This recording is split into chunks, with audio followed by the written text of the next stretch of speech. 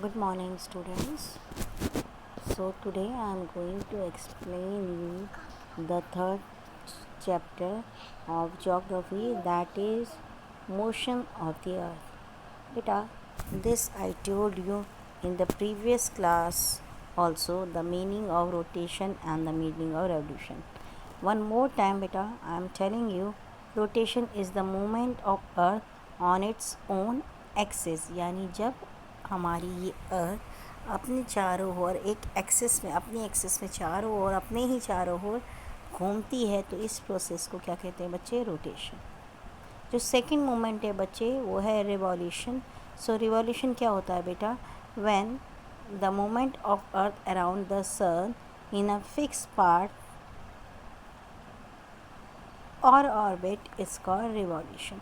यानी बच्चे क्या, जब ये अर्थ हमारी सन के चारों ओर घूमती है, सन है ये अर्थ है, जब ये अर्थ हमारी सन के चारों ओर घूमती है एक पर्टिकुलर मोशंस के अकॉर्डिंग, एक पर्टिकुलर वेज पे, तो इस मोमेंट को हम कहते हैं रिवॉल्यूशन। Got it?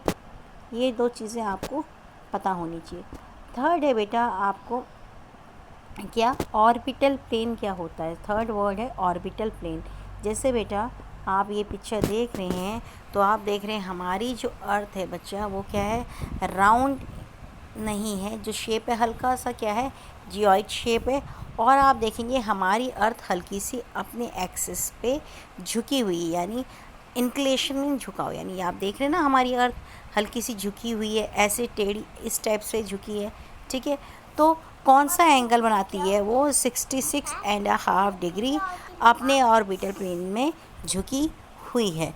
ठीक है, तो इसको ऑर्बिटल प्लेन, तो ये देख रहे हैं आप, नॉर्थ पोल है बच्चे, ये साउथ पोल है, तो आप देख रहे हैं ना ये जो है इतनी झुकी हुई है 66.5 डिग्री, जो हमारी अर्थ है वो ऑर्बिटल प्लेन में झुकी हुई है। ठीक है,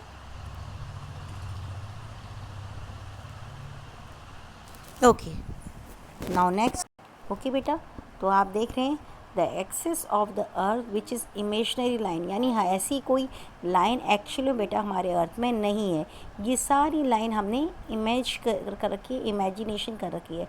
तो हम ये मानते हैं कि अर्थ में एक एक्सिस है, लाइन है, और कुछ जो हमारी लाइन्स हैं जिन्हें हम कहते हैं पैरेलल ऑफ लैटिट्यूड, ये सारी जो भी लाइन हम आपको दिखा रहे हैं, ये सारी इक्वेटर, ये इमेजनरी लाइन है। ठीक है, so the axis of earth which is imaginary line make an angle of 66.5 degree with its orbital plane. यानी यही जो इमेजनरी लाइन है वो ये बताती है क्या, जो हमारी अर्थ है वो 66.5 डिग्री के एंगल में अपनी ऑर्बिटल प्लेन में झुकी है। Okay, now as you know beta, the earth receive light from the sun. You know sun is the main sources of light and heat.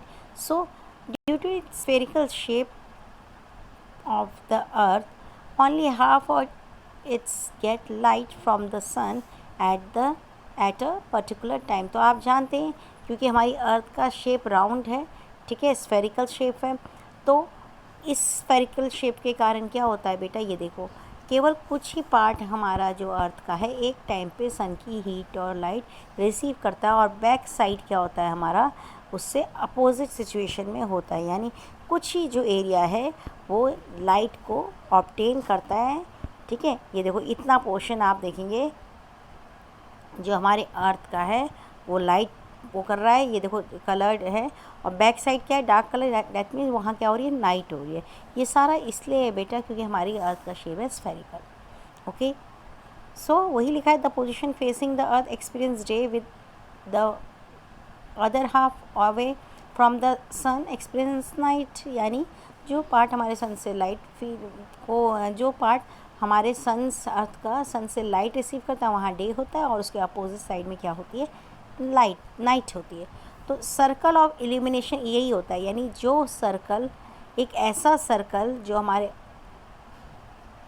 Globe में डिवाइड करता है डे को नाइट से, उसी को हम सर्कल ऑफ इल्यूमिनेशन कहते हैं। यानी आप देख रहे हैं ना ये जो सर्कल ऑफ इल्यूमिनेशन क्या है, कि यहाँ पे लाइट पड़ रही है तो यहाँ डे है, अपोजिट साइड नाइट है, तो इमेजिनरी लाइन है ये भी, यानी एक ऐसा सर्कल जो दिन और रात को अलग करता है हमारे ग्लोब में, उसको कहते हैं सर्कल ऑफ इल्यूमिनेशन।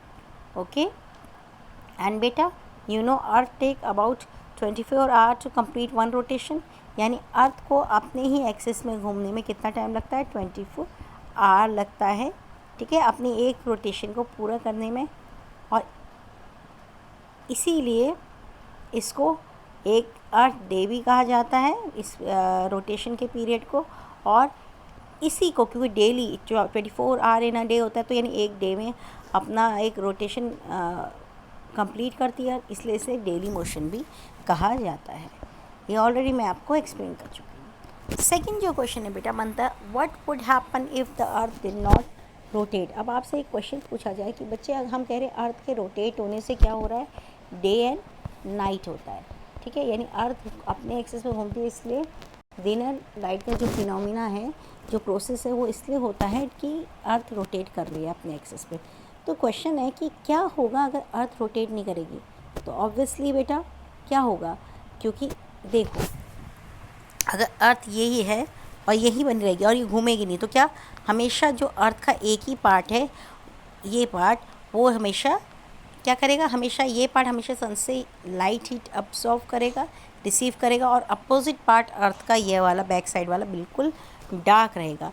तो क्या लाइफ पॉसिबल हो पाएगी, नहीं, क्योंकि यहाँ हमेशा समर होगा और यहाँ हमेशा विंटर होगा, यहाँ हमेशा डे होगा अप साइड, नीचे हमेशा नाइट होगा। तो क्यों, तो इसलिए क्या, अगर अर्थ रोटेट नहीं करेगी तो क्या होगा, लाइफ पॉसिबल होना मुश्किल हो जाएगा। सो यही लिखा है, the portion of the earth facing sun always remain experience day, thus bringing continuous warmth in the region, and the other half remain darkness and freezing cold all the time. So life would not be possible in such a extreme condition. तो वही मैंने बता दिया, अगर earth rotate नहीं करेगी तो एक जो पार्ट है हमेशा सन के जो रिसीव कर रहा है फेस सन की तरफ, वो हमेशा वो उस पार्ट में डे रहेगा हमेशा, और वो पार्ट क्या होगा, बहुत ज़्यादा गर्म रहेगा, और उसके अपोजिट साइड हमेशा क्या होगा, नाइट होगी और बहुत ज़्यादा कोल्ड हो जाएगा। तो ऐसी सिचुएशन में किसी भी लाइफ ऑर्गेनिज्म का या लिविंग ऑर्गेनिज्म का सर्वाइव करना मुश्किल है। तो अगर क्वेश्चन आपसे पूछा जाए what would happen if the earth did not rotate, तो आप लिख कहोगे कि अगर अर्थ रोटेट नहीं करेगी तो क्या होगा, लाइफ जो हमारी है ऑर्गेनिज्म की, वो सरवाइव नहीं कर पाएंगी, क्योंकि जो मैंने आपको रीज़न बताए हैं उसके पीछे ये रीज़न है। यहाँ पे लिखा बेटा, पहले मैंने आपको बता रखा, एक समय था जब लोग सोचते थे अर्थ नहीं घूमती, सन अर्थ के चारों ओर घूमता है। तो आप माने किसने ये कॉन्सेप्ट क्लियर किया कि अर्थ रोटेट करती है, तो एक एस्ट्रोनॉमर थे, आर्यभट्टा, नाम सुना है आपने। He had started that earth is round and rotate it's own axis. तो आर्यभट्टा ने बेटा ये बताया था कि अर्थ राउंड है और अपने एक्सिस में घूमती है। ओके सो नेक्स्ट मोशन मैंने पहले ही बताया, यहाँ दोबारा बता रहे हैं। नेक्स्ट मोशन जो अर्थ का होता है, जो अर्थ का सन के चारों ओर घूमना, क्या कहलाता है, रिवॉल्यूशन। और कितना टाइम लगता है इस अर्थ को सन के चारों ओर घूमने में, तो लिखा गया है 365 1/4 डेज, यानी 365 डेज एंड 6 आवर लगता है अर्थ को सन के चारों ओर घूमने में, और यही मोशन क्या कहता है, revolution. Okay and that's why आप जानते हैं जो हमारा ईयर होता है, एक ईयर, उसमें कितने डेज़ होते हैं, 365 डेज़ होते हैं, और 6 आवर को हम इग्नोर कर लेते हैं ताकि बाद में इसको ज्वाइन कर दिया जाए। इसीलिए ये 6 आवर को जोड़ के जब 24 आते हैं, यानी 6 4 जा 24, तो हर 4 ईयर में क्या बनता है, फरवरी कितने डेज़ का होता है, 29 डेज़ का होता है। यानी अपनी कन्वीनियंस के लिए हम इस 6 आवर को छोड़ देते हैं एक साल, और जब ये 24 आवर हो जाते हैं 4 साल में, अगर एक साल में 6 आवर हैं तो 4 ईयर में ऑब्वियसली 24 आवर हो जाएंगे, यानी 1 डे इंक्रीज़ हो जाएगा। तो इस डे को हम किस वाले ईयर में जोड़ देते हैं, फरवरी के मंथ में, जो हर साल में 29 डेज़ आता है, वो इसीलिए आता है, ठीक है। तो यही है, नीचे देखो, 6 hour save every year are added in make 1 day over a span of 4 years, and the surplus day is added in the month of February. The fourth year February is 29 day instead of 28. Each of the year with 366 days are known as leap year. तो देखो बेटा मैंने आपको बता दिया क्या होता है। ये 6 आर को हम क्या करते हैं, हर साल नहीं जोड़ते, बल्कि 4 ईयर बाद जब ये 24 आवर्स होता है तो 1 डे में कन्वर्ट होता है। तो इस 1 डे को हम किस में सरप्लस मतलब ऐड कर देते हैं, फरवरी के मंथ पे। और फरवरी हम आप देखते हैं हमेशा 28 डेज़ का होता है, लेकिन कुछ ड्यूरिंग एक ईयर ऐसा आता है जब फरवरी 29 डेज़ का होता है। तो आप कैसे जानेंगे कि 29 डेज़ का फरवरी किस ईयर में होगा। जैसे एट प्रेजेंट कौन सा डे है बेटा, एट प्रेजेंट है कौन सा ईयर है, 2021। तो क्या 2021 जो फरवरी था वो 29 डेज़ था, नहीं, ठीक है। 2020 जो था आप देखेंगे वो क्या था, लीप ईयर था, यानी 2020 में आपने देखा फरवरी 29 ईयर का है। तो बेटा कैसे पता चलेगा कि कौन सा ईयर लीप ईयर है। अगर कोई भी ईयर, मैंने बताया ना हर लीप ईयर 4 साल बाद आता है, ठीक है। 2020 में आया, 20 अब कब आएगा, 2024 में आप देखेंगे फरवरी 29 डेज़ का होगा। तो कैसे पता करेंगे, यानी अगर कोई भी ईयर 4 से डायरेक्ट डिवाइड हो जाता है तो वो ईयर क्या कहलाएगा, लीप ईयर। जैसे देखो 2024 है नहीं है, देखो 4 5 20 0 4 4 जा बताइए, यस 4 6 जा 26, यानी ये डायरेक्ट जा रहा है ना, कोई पॉइंट नहीं आ रहा, रिमेनिंग रिमाइंडर नहीं बज रहा है, तो रिमाइंडर कोई नहीं बच रहा है। इसका मतलब क्या कहेंगे हम कि 2024 क्या होगा, लीप ईयर। यानी ईजी वे है ये जानने का कौन सा ईयर लीप ईयर होगा। अगर जिस ईयर को आप 4 से डायरेक्ट डिवाइड हो जाता है कोई भी ईयर और उसका कोई भी रिमाइंडर नहीं बचता है, तो यानी वो ईयर लीप ईयर होगा। I think you got the explanation. Now ये पिक्चर थोड़ा सा आप समझ लेंगे तो आपको सारा प्रोसेस रिवॉल्यूशन का समझ आया कि कैसे हमारी अर्थ रिवॉल्व होती है। देखो बेटा, सपोज दैट यहाँ से अर्थ शुरू हुई घूमना, तो यहाँ से, क्योंकि आपको पता है अर्थ के 2 हेमिस्फीयर होते हैं, एक होता है नॉर्दर्न, एक होता है साउदर्न ना। तो ऐसे अर्थ जो है सन के चारों ओर धीरे धीरे धीरे घूमती है।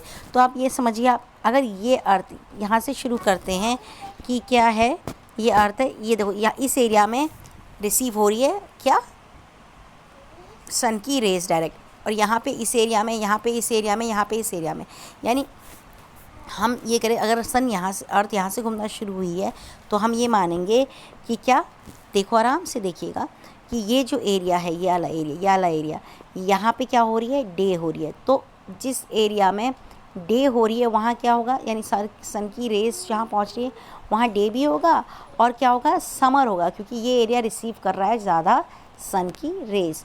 तो जब इस एरिया में समर हो रहा है तो ऑब्वियसली इसके अपोजिट एरिया में क्या होगा, विंटर होगा। तो यही आपको बताना चाह रहे हैं कि जब विंटर होता है नॉर्दर्न हेमिस्फीयर में, तो अपोजिट साइड में साउदर्न हेमिस्फीयर में क्या होगा, समर होगा, क्योंकि एक टाइम पे एक ही हेमिस्फीयर हमारी सन की रेस गेट कर पाता है।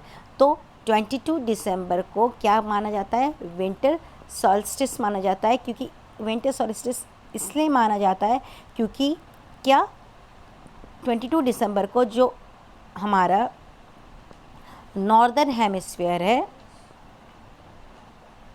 वहाँ पे क्या हो रही है, विंटर। अब देखो धीरे धीरे सन का मूवमेंट्स अर्थ घूम के यहाँ आ गया, यहाँ पे। तो आप ये चीज़ देखेंगे यहाँ कि ये लगभग बीच का है ना, क्योंकि अभी आप देख रहे हैं यहाँ साइड में, अब यहाँ पे आप देखेंगे क्या देख रहे हैं कि ये एरिया भी, इतना एरिया भी रिसीव कर रहा है और ये एरिया नीचे वाला जो है ये भी रिसीव कर रहा है सन की रेस। तो इस पीरियड में जब सन की रेस, एक ऐसे टाइम पीरियड में जब सन की rays northern and southern hemisphere में इक्वली पड़ती है, तो इसको हम इक्विनॉक्स कहते हैं। और इस इक्विनॉक्स के दिन क्या होता है, डे और नाइट का ड्यूरेशन हमेशा क्या होता है, सेम होता है, यानी 12 घंटे के दिन 12 घंटे की रात। अदरवाइज़ आप देखते हैं विंटर में क्या होता है, डेज शॉर्टर होते, नाइट लॉन्गर होते हैं, और समर्स में डेज लॉन्गर होते, नाइट शॉर्टर होते हैं। ये सारा जो फिनोमिना है, कॉन्सेप्ट है, वो हमारे अर्थ का सन के चारों ओर घूमने का कारण से ही ये सारी चीज़ें होती हैं। अगर आप देखिए यहाँ लिखा है स्प्रिंग अगर हो रहा है नॉर्दर्न हेमिस्फीयर में तो क्या होगा, ऑटम कहाँ होगा, साउदर्न हेमिस्फीयर में। तो ये 21 मार्च और आप देखिए 21 मार्च बेटा और 23 सितंबर, ये 2 डेट ऐसी हैं अर्थ पे जब अर्थ पे सन की डायरेक्ट रेज दोनों हेमिस्फीयर में पड़ती है, इसलिए इस मोमेंट को क्या कहते हैं, इक्विनॉक्स, क्योंकि इस टाइम पे अर्थ पूरा जो अर्थ है वहाँ क्या क्या होता है, 12 आवर्स की डे एंड 12 आवर्स की नाइट होती है, यानी दिन और रात की ड्यूरेशन बराबर होती है। तो इस पीरियड को जब दिन और रात की ड्यूरेशन बराबर हो तो हम क्या कहते हैं, इक्विनॉक्स। तो अगर मैं कहूँ नॉर्दर्न हेमिस्फीयर में अगर स्प्रिंग है तो साउदर्न हेमिस्फीयर में क्या हो रहा होगा, ऑटम। अब यहाँ जाते देखो ये एरिया 21 जून को बेटा, 21 जून को आप देखेंगे जो नॉर्दर्न हेमिस्फीयर है हमारा, वहाँ क्या होता है, समर होता है, ठीक है। यानी आप जून, ये देखिए जून आ गया चला गया आपका, तो 21 जून को क्या है, समर होता है ना हमारे नॉर्दर्न हेमिस्फीयर में। लेकिन तो इसके अपोजिट साउदर्न हेमिस्फीयर में क्या होता है, विंटर, क्योंकि यहाँ देखिए सन की रेस 21 जून को कहाँ पड़ रही है, कौन से हेमिस्फीयर, नॉर्दर्न हेमिस्फीयर पे, ठीक है। तो इस पीरियड को हम कहते हैं समर सॉलिस्टिस, यानी जब सन की रेस नॉर्दर्न हेमिस्फीयर पे डायरेक्ट पड़ती है तो 21 जून को, तो इसको समर सॉलिस्टिस कहते हैं। और देखिए 26 दिसंबर को जो सन की रेज है वो साउदर्न हेमिस्फीयर में डायरेक्ट पड़ती है, तो उसको हम विंटर हेमिस्फीयर सॉलिस्टिस कहते हैं। ओके, तो देखिए आप ये पीछे में ये बता रही है बेटा कि जो हमारी अर्थ है वो हमारे सन के चारों ओर कैसे घूमती है, एक इलिप्टिक ऑर्बिट की तरह, यानी ऐसे सीधे राउंड नहीं घूमती बल्कि तिरछी अंडाकार जैसे ओवल शेप में इलिप्टिकल ऑर्बिट में घूमती है। ओके, नेक्स्ट पॉइंट बेटा, आप जानते हैं एक ईयर में कितने मंथ होते हैं, 4 मंथ होते हैं, सीजन्स होते हैं, sorry month not season, summer, winter, spring and autumn, ठीक है। सीज़न क्यों चेंज होते हैं, season is change due to the change of the position of the earth around the sun. यानी आप देखते हैं अभी गर्मी है, बारिश है, मानसून है, या फिर आप सिंपल 4 सीज़न बात है, अभी समर सीज़न है, अक्टूबर के बाद आप देखिए हमारे इंडिया में क्या होगा, विंटर होगा, फिर आप देखिए फरवरी के बाद क्या आ जाएगा, ऑटम, देन जुलाई में क्या आ जाता है, स्प्रिंग। यानी मौसमों का जो चेंजमेंट होता है ये सीज़न में चेंज क्यों होता है, क्योंकि हमारी जो अर्थ है वो सन के चारों ओर रिवॉल्व करती है, तो सीज़न में चेंज होता है रिवॉल्यूशन के कारण। एंड डे एंड नाइट क्यों होते हैं, अर्थ के रोटेशन के कारण। तो क्वेश्चन आ सकता है कि सीज़न चेंज होता है because of the revolution of the earth around the sun, and day and night क्यों होता है, because of the rotation of the earth on its own axis. Okay, तो यानी अगर बेटा सन अर्थ हमारी नहीं घूमेगी तो क्या होगा ना, तो समर जहाँ है वहाँ समर ही रहेगा, ऑटम जहाँ है ऑटम रहेगा, स्प्रिंग जहाँ है स्प्रिंग रहेगा, विंटर जहाँ है विंटर रहेगा। लेकिन ये इसलिए नहीं हो रहा है क्योंकि हमारी अर्थ लगातार घूम रही है, तो हमारे अर्थ के लगातार घूमने के कारण ही क्या हो रहा है, सॉरी हाँ, तो सन के चारों ओर अर्थ के घूमने के कारण क्या हो रहा है, रिवॉल्यूशन। ओके, ठीक है। और तो हमने 3.3 जो फिगर है बेटा, इस फिगर में सब कुछ छुपा हुआ है, तो उसमें ये एक्सप्लेनेशन मैंने बता दिया, उसमें लिखा गया है कि you will see that 21 June the northern hemisphere is tilted toward the suns. यानी आपने देखा है 21 जून को जो नॉर्दर्न हेमिस्फीयर है वो सन की तरफ झुका है, तो सन की तरफ झुका है नॉर्दर्न हेमिस्फीयर, तो इसका मतलब नॉर्दर्न हेमिस्फीयर में क्या हो रहा है, समर हो रहा है, क्योंकि the rays of sun fall directly on tropic of Cancer. As a result, these they receive more heat. The area near to pole receive less heat because of the slanting rays of the sunlight. So the northern pole is inclined toward the sun and the place beyond the Arctic Circle experience continued daylight about 6 month. तो ये आपको मैंने पहले भी बताया था कि आप जानते हैं कि आपके जो पोल्स हैं वहाँ 6 मंथ का डे एंड 6 मंथ की नाइट होती है। वो होने का कारण बेटा यही है क्योंकि हमारी अर्थ पूरी तरह राउंड नहीं है बल्कि स्फेरिकल है और झुकी हुई है। इसलिए ये देखो, ये जो पोल्स है, ये देखो, ये सर्कल्स जो आप देखेंगे, ये देखो, क्योंकि हमारी अर्थ क्या है, ऐसी है ना, तो ये क्या है, नॉर्थ, ये देखो, ये है, ऐसी है हमारी अर्थ, सॉरी। तो आप देख रहे हैं हमारी अर्थ ऐसी है, ये नॉर्दर्न में हल्की झुकी, और ये हमारा एक्सिस है यानी राउंड है। तो आप देखेंगे ये जो पोजीशन है अर्थ की, कुछ ही एरिया है जो हम घूमते घूमते घूमते घूमते घूमते ऐसा आता है, यानी यही एरिया क्या कर रहा है, सन की रेस को एडप्ट कर रहा है।